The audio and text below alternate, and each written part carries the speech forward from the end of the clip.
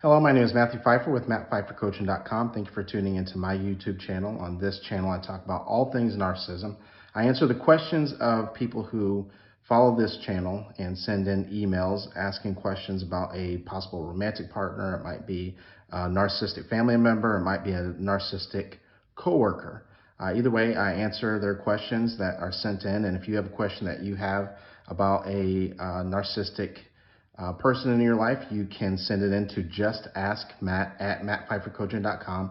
Again, that is justaskmatt@mattpfeiffercoaching.com, and there will be a link down below in the description if you would like to, if you need to send that email as well. Also, you can, if you want my one-on-one attention, the fastest way to get a hold of me is to book a paid one-on-one coaching session. And you can do that in the link below as well, or you can go to mattpfeiffercoaching.com. And if you do send an email, just make sure you keep it 2 to 3 paragraphs max, and you are very direct and to the point about the question that you have. I have a lot of emails that I have to get through, and I also have a lot of paid coaching clients and a lot of DMs on my social media platforms. And to be fair to everyone, and also because I read the email right here online, it makes it easier for everyone to digest as well.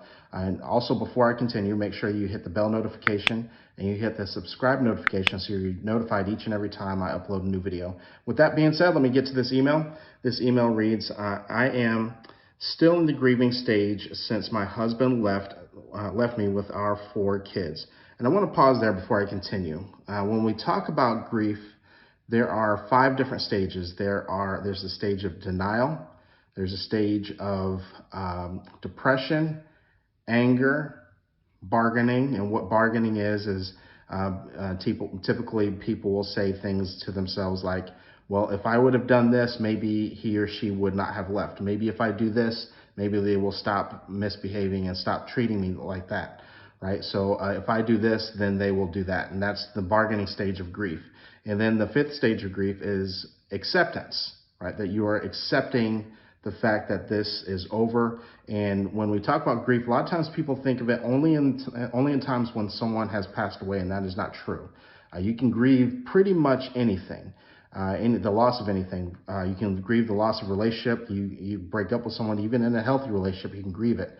People who stop smoking or stop in some sort of addiction, they will grieve the loss of that addiction. Or when you go on a diet, you might grieve the loss of your favorite snack or favorite meal when you change that type of dynamic. So when she's mentioning grieving, you're grieving the loss, but you need to understand that there are different stages of grief. And one of the things that I like to point out is that is a very common myth when it comes to grief, is that you don't just go in a linear progression. It's not like you casually go from denial to depression to anger to, and go in a linear progression. You can bounce around from one stage to another. You can wake up tomorrow and be in the stage of denial, and then the next day be angry, and it can bounce around. So keep that in mind. But it's also very helpful to know what stage that you are in. And I'll talk about that here in a minute. But this email continues. It's been almost a month. He throws little hints that he wants me to hang around, and I don't understand, after all he's put me through, why I still hold on to these things. He tries to blame me for why he left, then says I put him out, and tries to make me feel bad. Why do I feel bad for not wanting to let go? It's almost like I'm not okay with being the one who left, even though I was the one abused for years. And any healing tips would greatly be appreciated. So this is extremely common. I mean, to the point where I'd say this happens to most people who have been in some sort of abusive relationship. You have been conditioned to be completely loyal to him, and throughout the relationship, most abusers, in particular with narcissistic relationships, they use what's called emotional blackmail. And the emotional blackmail consists of 3 different elements: fear, obligation, and guilt. And clearly he's using a lot of guilt and a lot of shame to make you feel bad for what he's, for him leaving, right? And trying to make it feel like it's your fault. A lot of this conditioning started long before you actually met him. It started out in childhood, right? Where you felt obligated and you felt guilty if someone else was upset with you. These are a lot of people pleasing, a lot of codependent behaviors. So these are all behaviors that you need to take a look at and that you need to take a much deeper dive at and deeper look into. Right. One of the ways to overcome guilt when you have left someone that has been abusive, because once again, because we have to get to a point where this has become radical acceptance that even though we may feel guilty, even though we might miss the person, we accept life on life's terms. We accept the fact that this person was abusive. We accept the fact that this relationship is over, despite what our feelings might be telling us that we might miss this person, that sort of thing. The other thing that we before I continue, when you ask the question, or when you mention that he is making you feel guilty, we have to dive into the mind of a narcissist for a second. When you leave a narcissist, they feel entitled to punish you. They want you punished because all narcissists have a very shallow and a very fragile ego. And when you leave them, they want you punished. This is the reason why I'm such a big advocate of no contact or low contact when you have children. Because they will do whatever they can they want your detriment. They want you in pain. And what he's doing is he's trying to string you along. And eventually, if and when he's moved on, if he hasn't moved on already, right, he has no desire for this to work out. Right? He has no desire for change. He has no desire for anything. And as a matter of fact, if you ever decided to get back with him, not only will the abuse continue, it will become worse, and the controlling aspects of that relationship will become worse.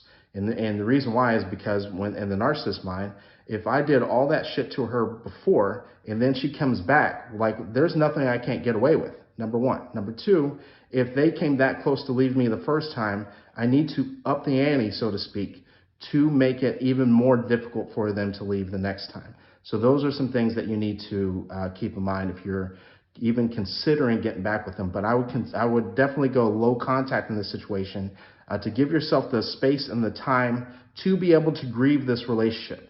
But the other aspect, when we're talking about grief and we're talking about this guilt that you're experiencing, you need to journal and you need to write down all the reasons why you left to begin with. This is what's called misplaced guilt.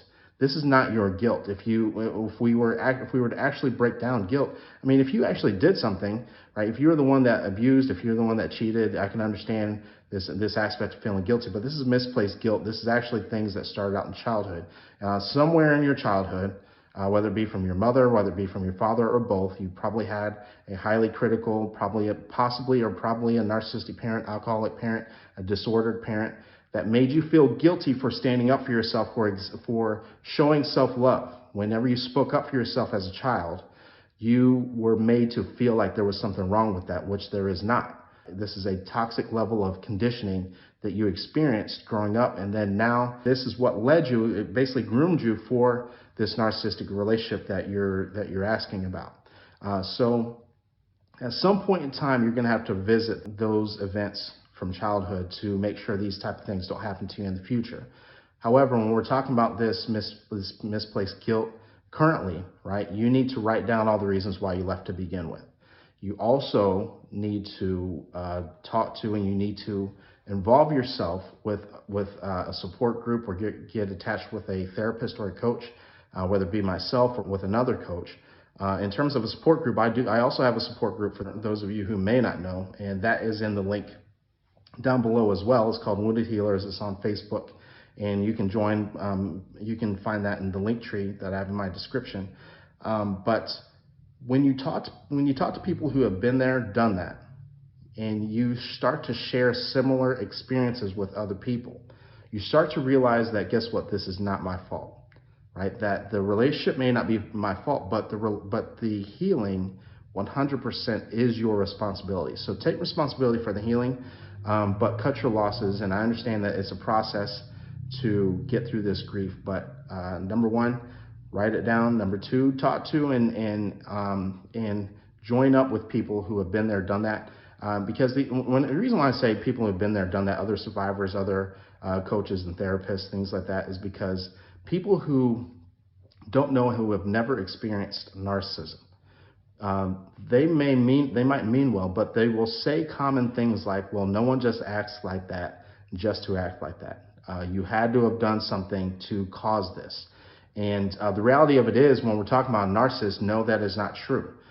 Maybe in other healthy dynamics and things like that, but in the terms of a narcissist, that's not true. You can literally walk into the house and it'll cause a narcissistic injury. I've talked to people that couldn't make tuna properly, and the narcissist would beat the shit out of them, right? So we need to understand what we're actually dealing with when we're talking about these type of dynamics. And when you're talking to other people who've been there, done that, who understand, right? You will get a much bigger picture of what you have gone through, and that understanding, that validation that you experience will help with your healing and help with your journey as well. So with that being said, thank you guys for joining. If you would like to, if you want me to answer a question that you might have on my YouTube channel, make sure you send it to my email, justaskmatt@mattpfeiffercoaching.com.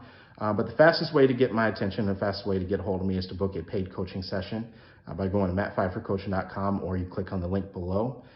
Just make sure if you send me the email that you keep it 2 to 3 paragraphs max, and you are very direct and to the point about the question that you have, because I have a lot of emails I have to get through, and I have a lot of paid coaching sessions, paid coaching clients, that I have to get to.